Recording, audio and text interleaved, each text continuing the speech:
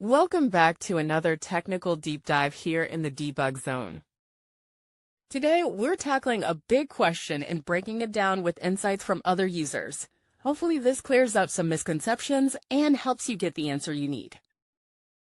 So buckle up, stay a little curious, and let's jump right in.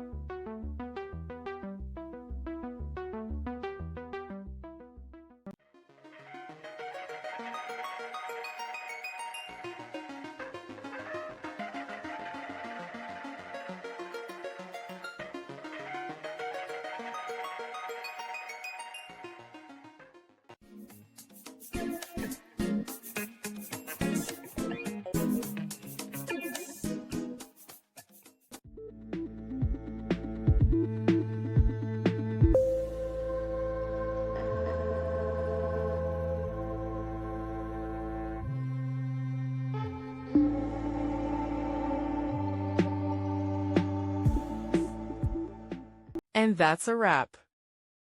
I hope you found the answer you were looking for.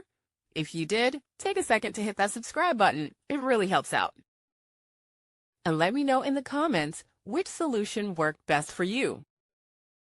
See you next time in the debug zone.